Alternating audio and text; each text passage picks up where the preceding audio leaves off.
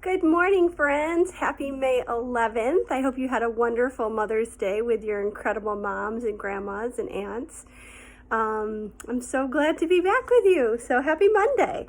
Today is my dad's birthday. It is Dave Orcutt's birthday, and so I thought it'd be fun to dedicate this one to my dad. So my dad's a pretty awesome guy. He's a little scary.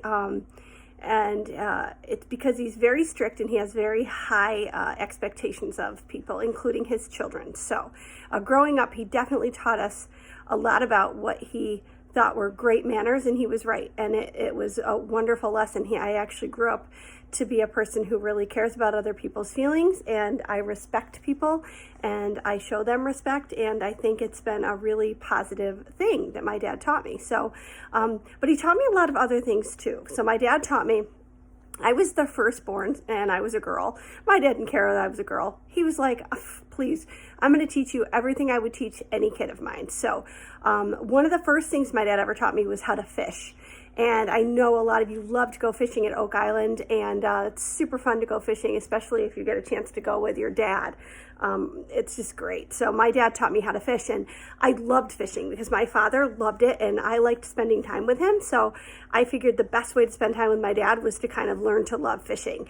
And I really did learn to love fishing. And so I got kind of okay at fishing, and I had one of those reels that you just push the little button, and then the thing goes out. And I wanted one like my dad had, like the cool kind where you flip it up and then you cast it and then you let go, and then, the grown-up kind. And oh my gosh, I got one. So my dad bought me this beautiful fishing pole, and it was my very own. And we went out on the lake on the bass boat to go fishing with it for the first time. And I pushed it and like flung it out there. Let go. I let go of the pole when I went to cast the pole. It flew right out of my hands, and I was like, and my dad immediately ripped all of his clothes off and dove into the water to try to save the fishing pole. I'm sure it was very expensive, and I felt really, really bad, and he never was able to save the fishing pole, and I felt awful about it. But he still kept fishing with me after that, even though I completely ruined my brand new fishing pole. So he taught me how to fish. He taught me how to dance, which is kind of amazing. I still remember learning how to dance in my living room, my little tiny living room, learning how to do the box step with my dad before a dance. I didn't know then that nobody dances like that at dances, but it was pretty cool that my dad was my very first dance partner. So I love that my dad taught me how to dance.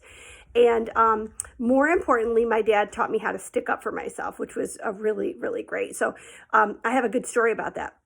I actually have a little time, I think I can tell it. So back when I was in 7th grade, these girls were picking on me every day and beating me up every day, for real beating me up, pushing me into my locker, knocking my books out of my hand, slapping me, shoving me. They were really, really awful every day, and it was just torture. And I came home one Wednesday, which was my dad's day off, and he was there, and I got off the bus crying, and he's like, "Why are you crying?" Because my dad, he's tough. And I was like, "Because these girls at school are picking on me." And he said, "Well, that's not okay. I'm going to teach you how to box." And so that night, my best friend was supposed to come over to, we had to rehearse a dance thing we put together for gym, that we had to do this presentation. We had to present a dance routine, and so we were going to practice. Well, now, friends, her dad was a preacher, and my dad was teaching me to box, and he was determined to teach me to box that night. So my friend Michelle D. Jones, who I would give anything to find and track down, she was awesome. She's the one who taught me about the secret art of the silent fart. She's amazing.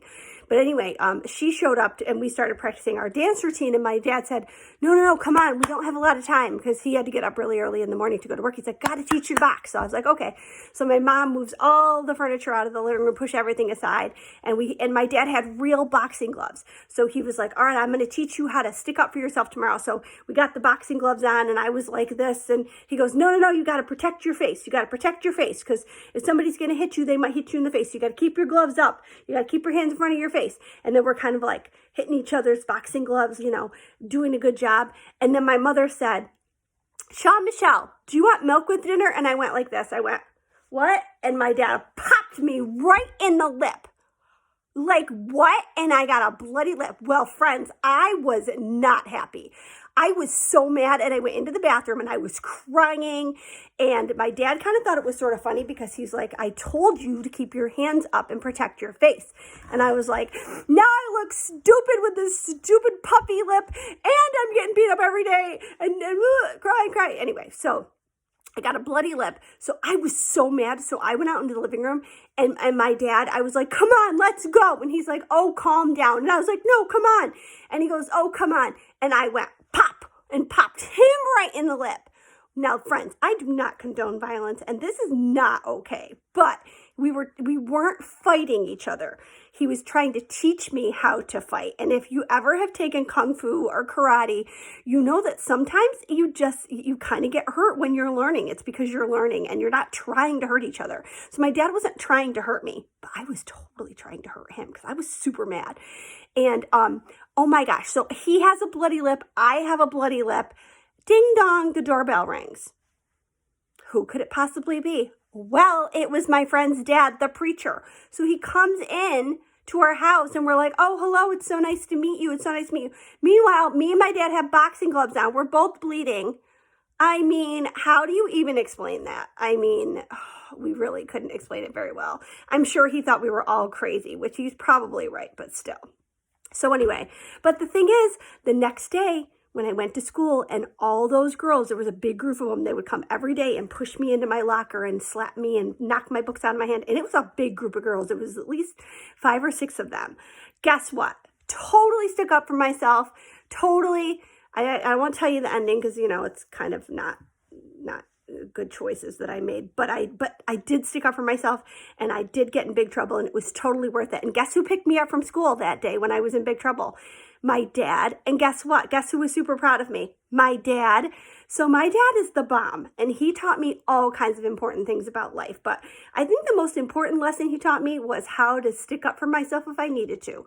And I don't condone fighting at all. I don't like it. I'm scared of fighting. I don't like getting hurt. I don't like hurting other people. It makes me feel super sad. But if someone was super hurting you and making you feel unsafe and you needed to protect yourself, man, I hope you have a dad around to like teach you how to do that. So my dad's the best. So David Orchid, happy birthday. I hope you have a great birthday. Friends, on Friday, our question was, what is money made of? It is made of 25% linen and 75% cotton. So there was your answer from Friday if you were looking up that fun fact. Okay, the next thing that we were going to look up is how far away is the moon? So if you have time today, see if you can find out that answer. It's super far, actually, so spoiler. Okay, love you guys. Have a great Monday, and I'll talk to you tomorrow.